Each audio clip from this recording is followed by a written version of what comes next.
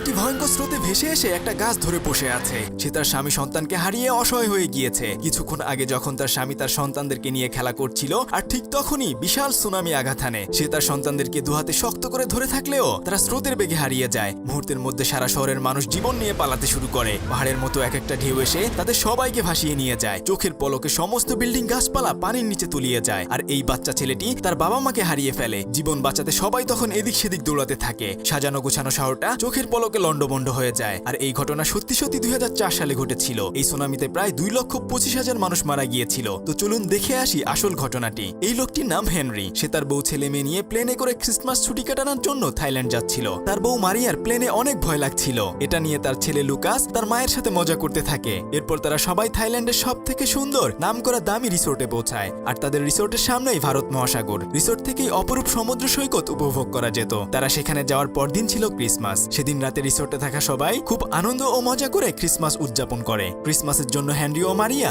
আগেই তার ছেলেদের জন্য উপহার এনে রেখে দেয়। পরদিন অর্থাৎ 25 তারিখ সকালবেলা সমস্ত উপহার দেখে তারা খুব খুশি হয়। এরপর পুরো পরিবার সমুদ্রের ধারে নিজেদের মধ্যে আনন্দ করতে থাকে। এইভাবে তারা ওখানে 2 দিন কাটিয়ে দেয়। আর এরপর দিন 2004 সালের সেই অভিশপ্ত দিনটি ছিল। সেদিন সকালবেলা তারা সুইমিং পুলে যায়। সেখানে তারা সবাইকে খুব আনন্দের সাথে গোসল করতে দেখে। অন্যদিকে হেনরি ও মারিয়া একসাথে বসে কথা বলছিল। হেনরি মারিয়াকে জানায় যে অফিস থেকে তার মোবাইলে একটা মেসেজ এসেছে। সেখানে লেখা রয়েছে এবছর হয়তো তার চাকরিটি চলে যাবে। আসলে হেনরি জাপানের একটি বড় কোম্পানিতে জব করে। আর মারিয়া ডাক্তার হলেও পরিবার ও বাচ্চাদের খেয়াল রাখার জন্য প্র্যাকটিস করা ছেড়ে দিয়েছিল। যখন হেনরি তাকে এ ব্যাপারে জানায় তখন মারিয়া বলে, তুমি একদমই চিন্তা করো না, এখান থেকে ফিরে গিয়ে আমরা এ ব্যাপারে কথা বলবো। আর যদি প্রয়োজন হয় তাহলে আমি আবার প্র্যাকটিস করা শুরু করব। এরপর হেনরি তার ছেলেদের সাথে খেলা করার জন্য সুইমিং পুলে নামে। হঠাৎ সেখানে আকাশে অদ্ভুতভাবে অনেক পাখি একসাথে উঠতে থাকে। আর মারিয়া তখন একটা বই পড়ছিল। কিছুক্ষণ পর মারিয়ার বইয়ের একটা পাতা উড়ে দেয়ালে গিয়ে লাগে। মারিয়া পৃষ্ঠাটিকে আনতে গেলে হঠাৎ সেখানে ভূমিকম্প হয়। তারা দেখে সমুদ্রের দিকে নারিকেল গাছগুলো একে একে করে পড়ে যাচ্ছিল।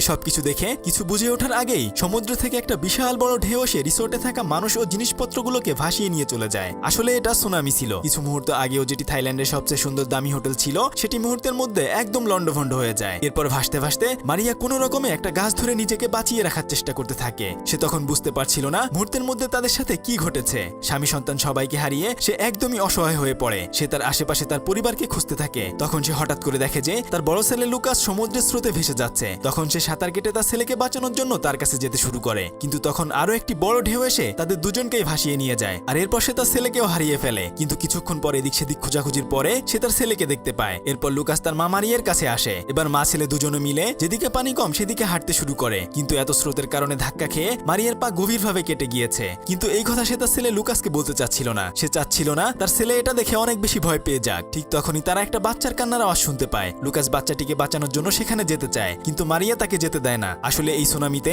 সে তার হাজব্যান্ড ও বাকি 2 ছেলেকে হারিয়ে ফেলেছে। সে লুকাসকে তাই হারাতে চাচ্ছিল না। কিন্তু লুকাস তার মায়ের কথা না শুনে অনেক ময়লা আবর্জনার ভেতর থেকে বাচ্চাটিকে উদ্ধার করে তার নিজের পিঠে করে নিয়ে আসে। এরপর তারা নিরাপদ জায়গার জন্য হাঁটতে শুরু করে। সে একটি বড় গাছের উপর বাচ্চাকে রাখে এবং তার মাকেও গাছে ওঠানোর চেষ্টা করে। কিন্তু মারিয়ার পায়ে কাটার জন্য সে উপরে উঠতে পারছিল না। কিন্তু লুকাস তার সমস্ত শক্তি দিয়ে কষ্ট করে তার মাকেও গাছে ওঠায়। এরপর 3 জনই উদ্ধার কর্মীর জন্য অপেক্ষা করতে থাকে। অনেকক্ষণ অপেক্ষা করার পর তারা দেখে যে পাশের গ্রামের কয়েকজন লোক সেখানে আসে অসহায় মানুষকে সাহায্য করার জন্য। তারা এসে তাদের 3 জনকে ওখান থেকে উদ্ধার করে নিয়ে যায়। আজকে আপনাদেরকে 100% রিয়েল একটি সাইটের সাথে পরিচয় করিয়ে দিচ্ছি, যেখানে আপনি একটি অ্যাকাউন্ট করলেই পেয়ে যাবেন 100 টাকা বোনাস। বাংলাদেশে এখন খুবই জনপ্রিয় ও বিশ্বস্ত ওয়েবসাইট হচ্ছে ক্রিকেক্স অ্যাপ। এখানে প্রতি রেফারে পাবেন আনলিমিটেড 1200 টাকা বোনাস। আর স্ক্রিনে থাকা আমার প্রোমো কোড ব্যবহার করে সাইন আপ করলে এখনই পেয়ে যাবেন 100 টাকা একদম ফ্রি। এই আইপিএল এ প্রেডিক্ট করে জিতে নিতে পারবেন 10 কোটি টাকা পর্যন্ত। ক্রিকেক্স এই আইপিএল এ দিচ্ছে একটি BMW X5। তাছাড়া গেম খেলে প্রতি সপ্তাহে পেতে পারেন iPhone 15 Pro Max জেতার সুযোগ। আপনার জন্মদিনে বার্থডে বোনাস পাবেন 1000 টাকা। ক্রিকেক্স এখন এভিয়েটর গেমে ক্যাশব্যাক দিচ্ছে 5 লক্ষ টাকা। আরও আছে 30% ডেইলি স্লট রিলোড বোনাস। তাই সকল বোনাস পেতে এখনই রেজিস্ট্রেশন করুন আর ইনকাম করুন ঘরে বসেই। লিংক কমেন্ট বক্সে দেয়া আছে। গ্রামের লোকজনের সহায়তায় একটি গাড়ি করে তারা হাসপাতালে পৌঁছায়। রাস্তা দিয়ে যাওয়ার সময় তারা দেখে যে ওখানে অনেক মানুষ অসহায়ভাবে পড়ে রয়েছে। তারা তাদের পরিবারের কাউকে না কাউকে হারিয়ে ফেলেছে।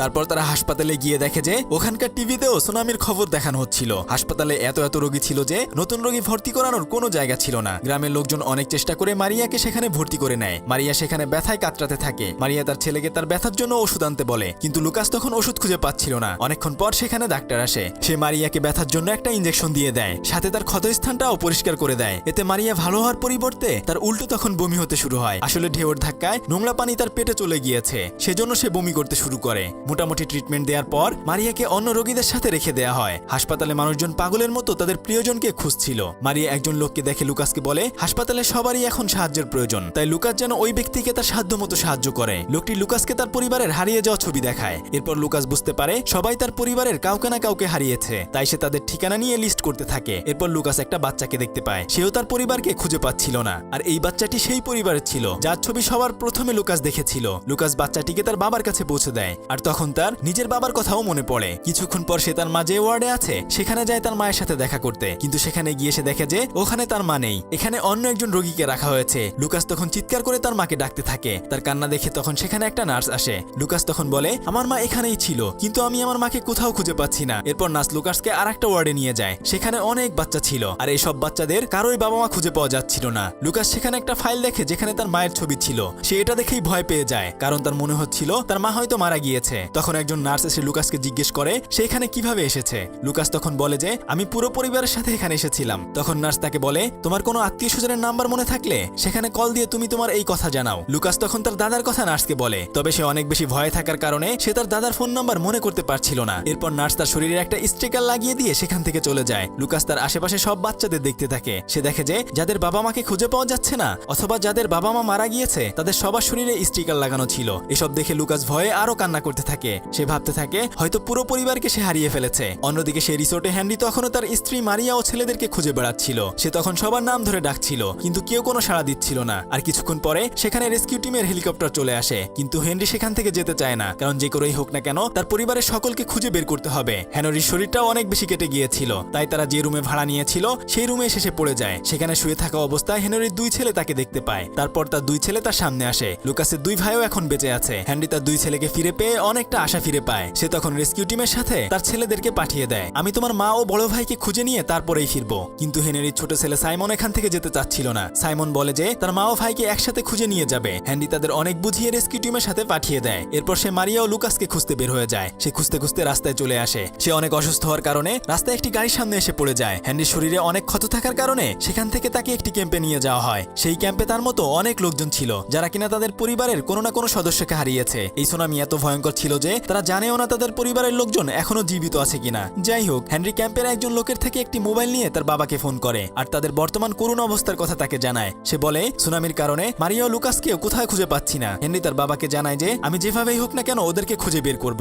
মারিয়া লুকাসকে সাথে করে নিয়েই তারপরে দেশে ফিরবো। এরপর হেনরি যার কাছে থেকে ফোন নিয়েছিল তাকে সাথে নিয়ে বিভিন্ন ক্যাম্পে মারিয়া ও লুকাসকে খুঁজতে শুরু করে। এদিকে সেই নার্সটি আবার লুকাসকে ডেকে নেয়। নার্স তখন লুকাসকে কিছু জিনিসপত্র দেখায় যেন লুকাস এগুলো দেখে কিছু চিনতে পারে কিনা। লুকাস মনোযোগ দিয়ে দেখলেও সে আসলে এগুলো চিনতে পারছিল না। এরপর নার্স লুকাসকে একটা কেবিনে নিয়ে যায়। সেখানে লুকাস অনেক খোঁজাখুঁজি করার পরে একটা মহিলাকে দেখতে পায়। আসলে এই মহিলা আর কেউ নয় বরং তার মা মারিয়া। লুকাস তার মাকে পেয়ে অনেক খুশি হয়ে যায়। সে তখন কাঁদতে কাঁদতে তার মাকে জড়িয়ে ধরে বলে তুমি আর কখনোই আমাকে ছেড়ে যাবে না। তোমার মায়ের ডকুমেন্টসের সাথে আরেকজনের ডকুমেন্টস পাল্টে গিয়েছিল, সেজন্য তোমার মাকে ওখান থেকে আমরা অন্য জায়গায় নিয়ে এসেছিলাম। নার্স তখন আরো বলে যে তোমার মায়ের শরীরে অনেক রক্তক্ষরণ হয়েছে আর তোমার মা একটু সুস্থ হলে তার পায়ের অপারেশন করতে হবে। লুকাসই তখন মারিয়ার একমাত্র গার্ডিয়ান ছিল, তাকেই মারিয়াকে দেখাশোনা করতে হবে। অন্যদিকে হেনরি ওই লোকটাকে সাথে নিয়ে তখনও মারিয়া ও লুকাসকে খুঁজে বেড়াচ্ছিল। এরপর হেনরি ওই মহিলাকে দেখতে পায় যার কাছে থমাস ও সাইমনকে রেখে এসেছিল। হেনরি মহিলাকে তার ছেলেদের কথা জিজ্ঞেস করে। তখন মহিলাটি বলে তাদের মাঝ রাস্তায় নামিয়ে দেওয়া হয়েছে আর বাচ্চাদেরকে নিরাপদ জায়গায় নিয়ে যাওয়া হয়েছে। এরপর হেনরি অনেক খোঁজাখুঁজি করে সেই হাসপাতালে পৌঁছায় যেখানে মারিয়া ও লুকাস রয়েছে।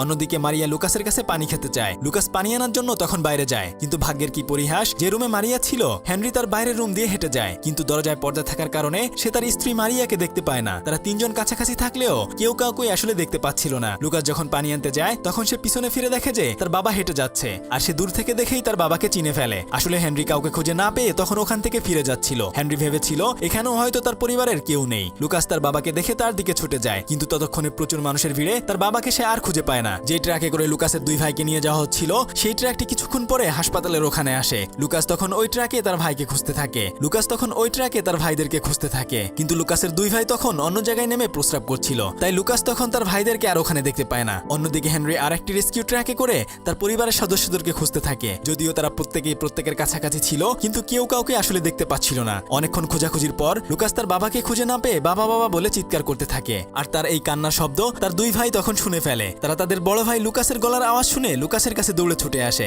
এরপর তিন ভাই একে অপরকে জড়িয়ে ধরে কাঁদতে থাকে। লুকাস দেখে তার বাবাও তাদের দিকে ছুটে আসছে। তখন তিন ছেলে তার বাবাকে ফিরে পেয়ে অনেক বেশি খুশি হয়ে যায়। তারা সবাই তার বাবাকে জড়িয়ে ধরে কাঁদতে থাকে। হেনরির সাথে থাকা সেই লোকটি তাদের তাদের সবাইকে দেখেও অনেক বেশি খুশি হয়। তখন তারা গাড়িটি নিয়ে ওখান থেকে চলে যায়। হেনরি তার পরিবারকে পেয়ে গেছে। এরপর লুকাস তার বাবাকে বলে যে এই হসপিটালে মাও রয়েছে। হেনরি তখন তার 3 ছেলেকে নিয়ে মারিয়ার কাছে যায়। মারিয়া তার 3 ছেলেকে একসাথে দেখে খুব খুশি হয়, কিন্তু মারিয়ার অবস্থা তখন ভালো ছিল না। মারিয়া হেনরিকে বলে যে আমি হয়তো বেশি দিন বাঁচবো না। হেনরি মারিয়াকে তখন সান্ত্বনা দিয়ে বলে তুমি একদমই ভয় পেও না, তোমার কিচ্ছু হবে না। আর এর কিছুক্ষণ পরে মারিয়াকে অপারেশনের জন্য নিয়ে যাওয়া হয়। অপারেশন থিয়েটারে মারিয়া আরেকটা মেয়েকে দেখতে পায়। মেয়েটি তখন মারিয়াকে সাহস দেয়। মারিয়া অপারেশনের জন্য চোখ বন্ধ করলে তার মনে পড়ে যায় সেই সুনামির কথা, মনে পড়ে সেই বড় বড় ঢেউয়ের কথা, আর কিভাবেই বা তার পায়ে এতটা আঘাত পেয়েছিল। সে বুঝতে পারে প্রকৃতির উপর মানুষের কোনো হাত নেই। মারিয়ার তখন অপারেশন চলছিল, বাইরে তার পরিবারের লোকজন তার জন্য অপেক্ষা করছিল। তারা তখন একে অপরকে সাহস জুগাচ্ছিল। এভাবে পুরোটা রাত পার হয়ে যায়। সকালবেলা হেনরি তার ছেলে লুকাসের কাছে যায় আর তাকে বলে তোমার মা এখন অনেকটা সুস্থ